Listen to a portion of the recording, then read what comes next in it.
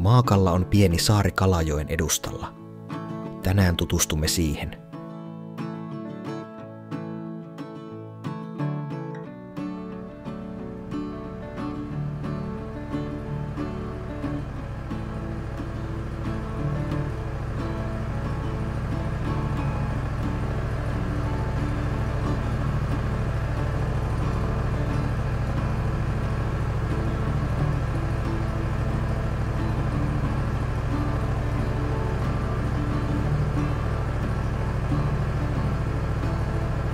Maakalla on syntynyt maan kohoamisen seurauksena. Alkuun se oli vain pieni kivinen luoto, mutta vähitellen siitä tuli isompi saari ja kalastajien tukikohta.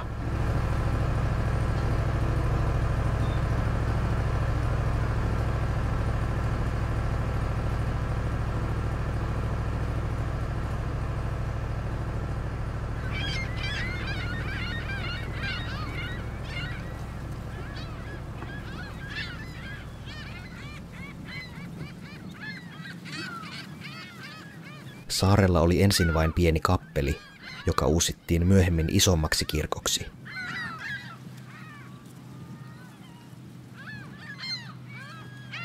Kirkko on yhä yksi saaren suosituimmista nähtävyyksistä.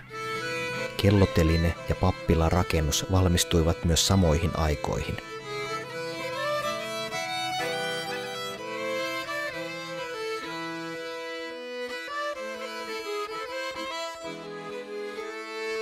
Silloinen Ruotsin kuningas Adolf Fredrik myönsi kallankareille itsehallinnon ja saarten määräysvalta siirtyi kalastajille.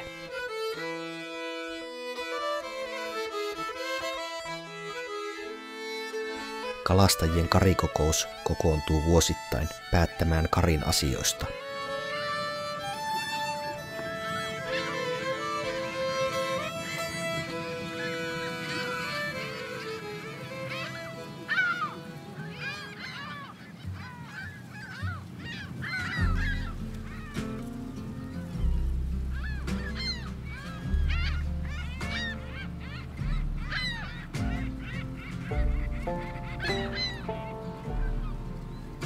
Karin ja kalastajatupien omistus on periytynyt jälkeläisille, eikä tupia vuokrata ulkopuolisille.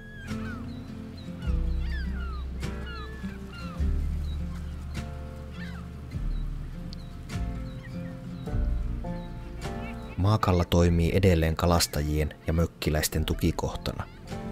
Se on myös suosittu matkailukohde, jossa voi vierailla.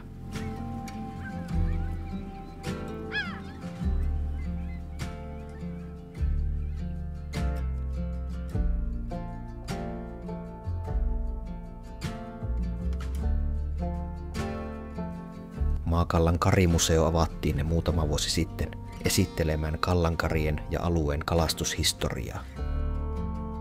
Kallankareihin kuuluu ulkokalla, jossa on majakka, sekä maakalla.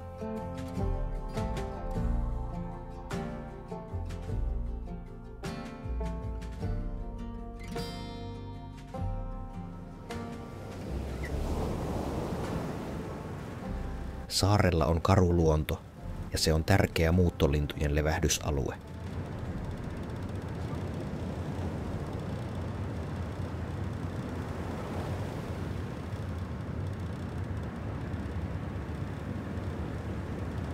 Rakennustyyli on jo vuosisatoja pidetty samana. Rakennusten koko on tarkkaan säänneltyä, samoin niiden ulkonäkö aina ikkunaruudukkoja myöten. Maakallassa on myös entisöity vanha kalamaja. Siellä voi tutustua sen aikaisiin kalastusvälineisiin ja kalastajien majoitusolosuhteisiin.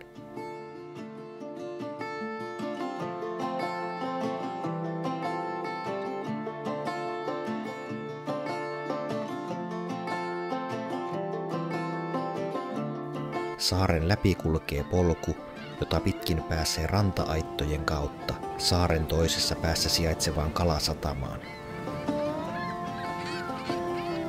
Satamasta on kesäaikaan ostettavissa kalastajien lähivesiltä pyytämää savusiikaa.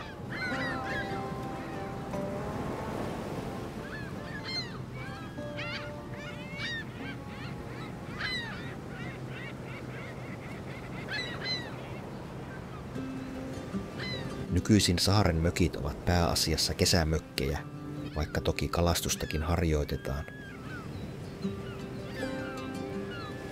Nykyajasta muistuttavat lähinnä mökkien katoilla olevat aurinkopaneelit.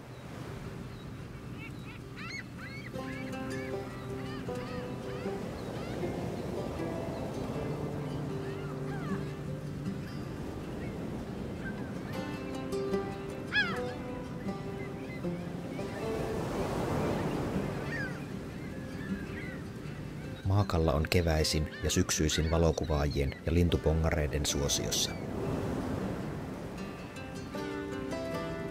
Kesäaikaan saarella käy paljon turisteja päivämatkalla.